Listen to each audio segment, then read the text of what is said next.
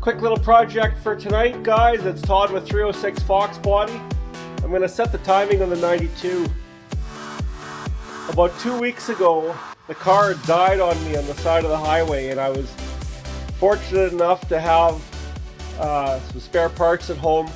My wife came and picked me up. We determined it had no spark. So anyways, I had a spare distributor, which I better rebuild the other one before something goes wrong with this one. But I just dropped it in. I timed it by ear where it's running smooth. I know the car, the timing is safe on it, but it's no ball of fire. So I think factory setting is like 8, 9-ish degrees before top dead center. When you want to get into some performance, usually your timing is set. I think we used to hit it like with 12 degrees or so, and I think the SN95 cars might take an extra degree. I'm close on there. I might be a degree out, but let's see how bad this was out of time. Like I said, it still runs smooth. It still runs and drives and starts good, but we got to get it better. We can do better. So here's how you set the timing on a Foxbody Mustang, and an SN95 is basically the same. So obviously you'll need to get at that bolt right down there. That brown looking bolt right in the center of the screen. That's at the base of the distributor. You just got to loosen it off just a bit so there's still resistance. So when you turn the distributor, it's not going to flop around. It's got to be pretty snug. Another thing you got to do, there's this little item called the spout connector right here. The little light gray thing, you pop that out.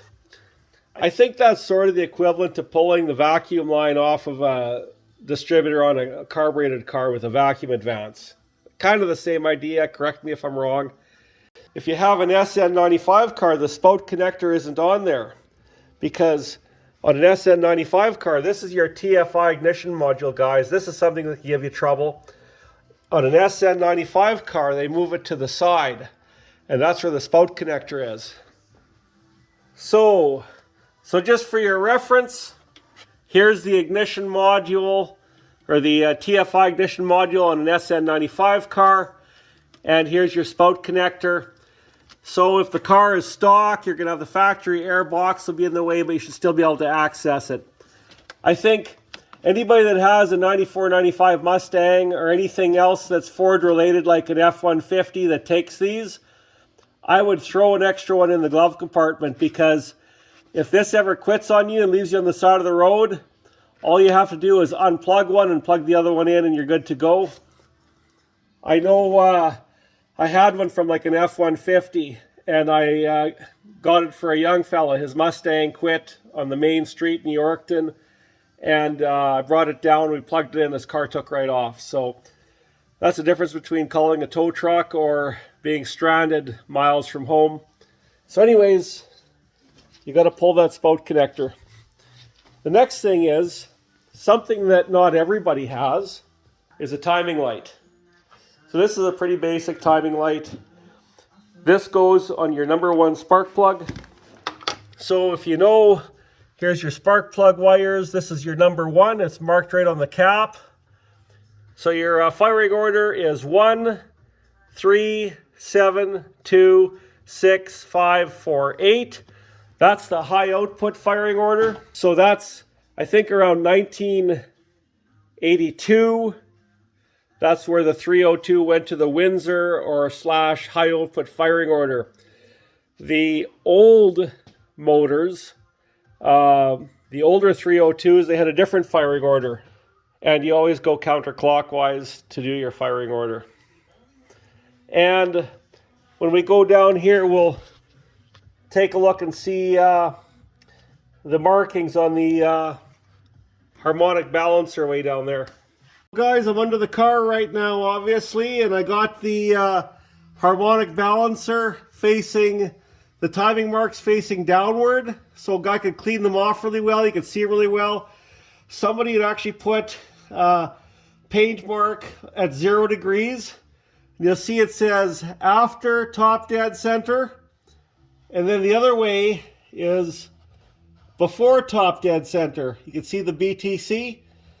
So somewhere around the number 8 mark, so that bigger tick before the 10, that's probably factory setting. We could probably go between 10 and 12 degrees and we'll be safe. So I'm going to put a little red dot on the 10 and another little one over by the 12. And I don't think I could go any more than that. And we should be safe yet on our regular pump gas. So those are the timing marks we're going to be striving for when we're timing the car. So I just got some red paint out. I drew a line straight across for the 0 degree mark. The short little stubby one is at 10 degrees and the longer one is at 12 degrees. So if we're between 10 and 12, we should be pretty good, but I wouldn't go over 12 degrees if you're just running regular pump gas. You could get some pre-ignition, especially on a hot day. If you ever heard of what pre-ignition or pinging is, so just say if you have an old truck and you're driving up a steep hill and you're in 3rd or 4th gear and it sounds like there's a bunch of ball bearings and rattling, really bad rattling going on under the hood. It's almost like you got ball bearings in a tin can and you're shaking them. That's called pinging, or it's pre-ignition. So technically, when the piston is coming up in the cylinder, and if your cylinder pressures are high enough and everything's hot enough, your fuel and air that's injected into the cylinder, or comes through the intake valve, when it's coming up on the compression stroke and the spark plug's going to fire soon, sometimes the air fuel mixture can explode on its own, because when you compress a gas, it could pre-ignite on its own. And that's what pinging is. So what octane does, because sometimes guys will say, oh, use a high octane fuel. Octane slows down and reduces that chance of pre-ignition. So octane keeps the fuel air mixture more stable, so it's only ignited by the spark plug. So anyways, I got the paint on there.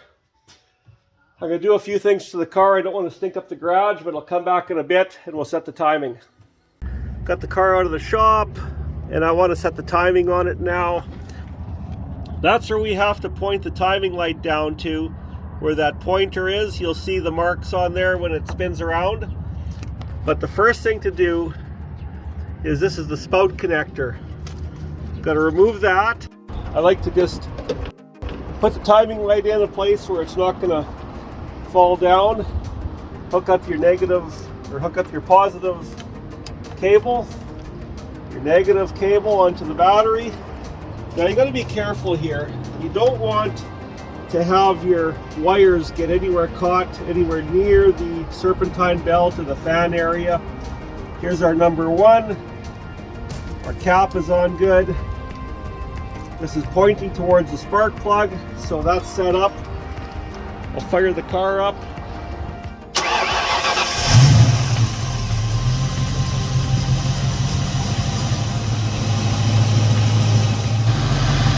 Okay, let's see what our timing's at.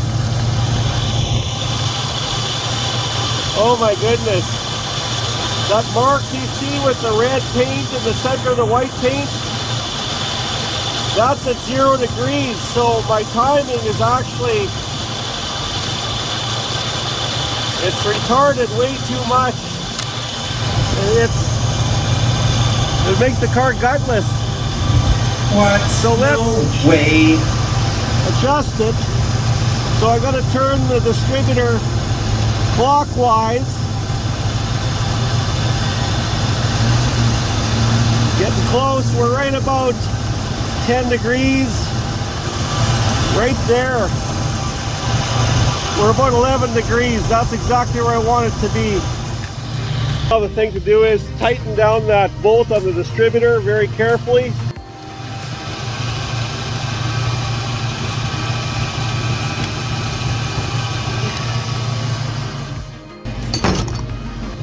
then before you unhook everything, you got to recheck your timing just to make sure nothing got bumped or moved. Yep, we're bang on.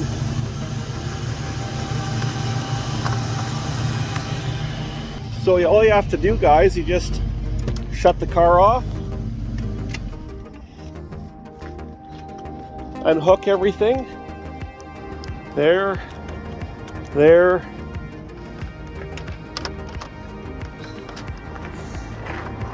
Unhook this off the number 1 spark plug wire and put the spout connector back in. Put that little connector back in. That's all you do. My timing was so out to lunch. The car ran fine, but the piston was already coming way down in the cylinder, and then it ignites. So the explosion is happening in a much bigger area. So when that happens, there's not as much power. So ideally now we have the spark happening when the piston is just coming down from top dead center. It's a smaller area, there'll be a big explosion, it'll make more power. So that's all it takes to set your timing, guys. And I'm sure there's lots of videos out there, but I had to set the timing on the 92. I'm gonna take it for a spin, we'll see how it runs, and we'll let you know. Okay guys, let's see how we did. Timing was way out to lunch, so